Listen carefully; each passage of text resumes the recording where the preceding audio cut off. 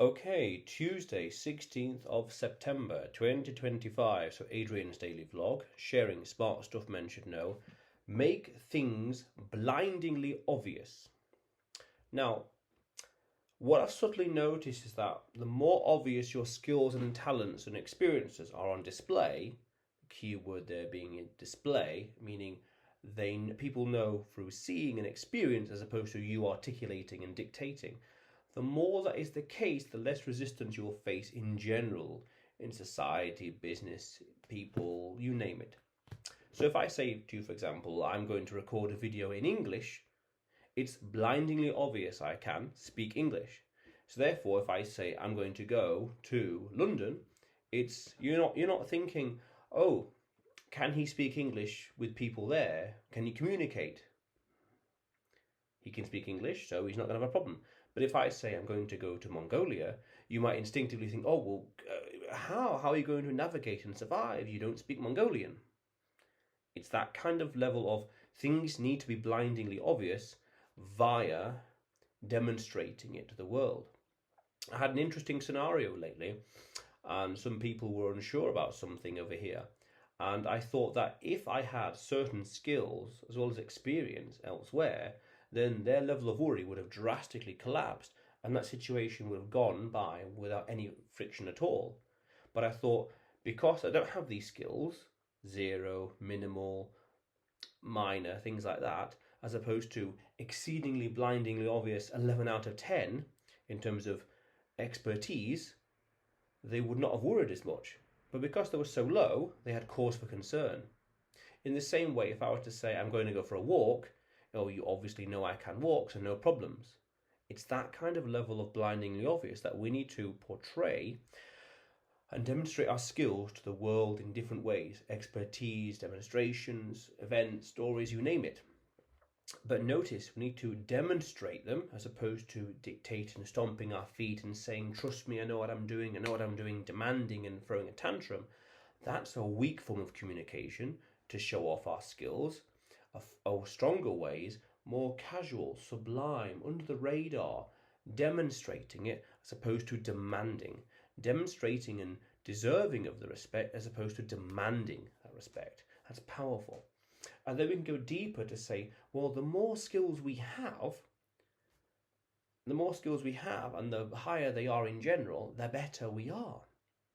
The better we can perform, the more stuff we can do in life with less resistance, insofar as our competence is concerned, but also resistance around us in general, legalities, for example, paperwork and bureaucracy, things like that. Because we know what to do, we know how to handle ourselves. Yeah, no problem. Easy. Very nice. Interesting. An extreme example would be, I'm going to go, I don't know, somewhere different. Okay. Okay, I'm going to go to France, but can you drive on the right side of the road? Yes, I have. I've driven before on the right side of the road here and there and there and here, so therefore no problem. That getting there is not going to be an issue. When you get to the stage where you tell people you're going to do X, Y, or Z, and they just, oh, okay, cool, all right, okay, then it's a clear signal that they have trust in your skills and ability to do what you're going to do. If they were, you're going to France and they're shocked and surprised and dubious about how, why, how, then that shows you were not demonstrating your competence well enough. You didn't have enough competent skills in general, and or they weren't strong enough to justify that lack of worry, that almost indifference. Indifference not out of spite or hatred, but indifference out of a sort of subtle respect to say, yeah, all right, okay, cool, oh, very good idea. For example, I've been climbing some mountains over the past few years. If I were to say, I'm going to go climb this mountain over there, people will be like, oh, okay, cool. Yeah. But if it was the first mountain that I plan to climb, then people will be a little more conscious and concerned. Same with going for a road trip. I'll drive 200 miles there and back again. Driven thousands and thousands of miles elsewhere. So an extra 200 is normal, it's nothing. That's powerful. This making our skills blindingly obvious, because then we create and deserve the respect. So it's down to us to have as many skills and have them high quality and make it obvious through our actions and achievements and social media and whatever else that we know what we're doing.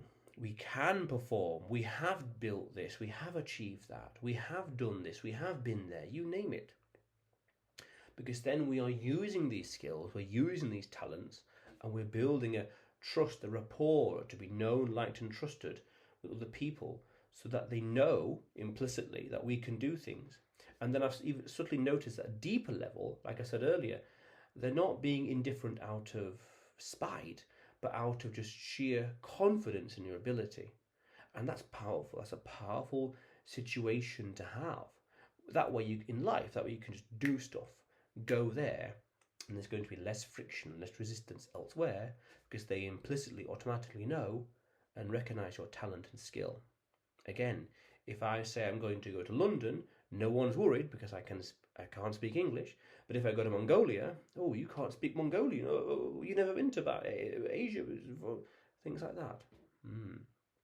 But if I had lived in Mongolia 20 years and I had been speaking the language fluently for 10 years and whatever else, then it'll be just, oh, Mongolia, oh, again, oh, okay, fine, whatever, sure. That's a powerful situation to be in life, where people recognize your talents, even so much to the extent where they just feel overwhelmed by it, not belittled. But there's a great quote in Shakespeare, like they are colossi walking among us, and we but peep about below their feet. Something akin to that, meaning these giants of men, people who are, this is epistemic contrast essentially. How is he able to do all these things? I can't say anything back. I can't challenge it. He's doing stuff that's simply way beyond me that I don't know how to do. How is that possible? Legally, politically, technically, mechanically, financially, how is that possible? They're going to think and say, and they just have they can't criticize or complain because it's simply beyond them. Oh, I'm going to do this and build that kind of business. Oh, okay, if you say so, if you say so. That's powerful.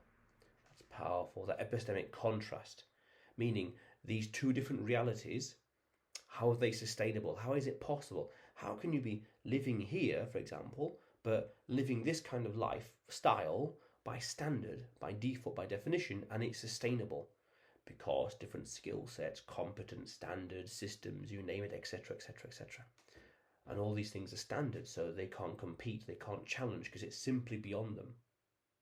Simply beyond them. It'd be akin to saying to someone, I'm going to go to Mongolia and set up an NGO. Whoa, okay, if you say so. For example, I know the paperwork. I can do the documents. Don't need translation. I know how to do it. I know who to talk to. I've got lawyers on the ground. Whoa, okay, if you say so. If you say so. That they can't challenge it. They recognize your ability so much, so intently. It's simply beyond them, and they can't challenge it. That's powerful, and it's all implicit. Not explicit, respect me, but it's demonstrated. It's deserved respect. Immensely powerful. Immensely powerful. Because you could say also it's a blue ocean strategy where you're creating something so unique, no one can compete, no one can criticize, no one can complain, only give respect. Or inversely, jealous or jealousy. The exact opposite, just quiet envy. Quiet envy. Or a sober respect. Very powerful. Very, very interesting. Yeah. But otherwise, Adrian's daily vlog, sharing smart stuff men should know. Subscribe for more, and you will see me tomorrow.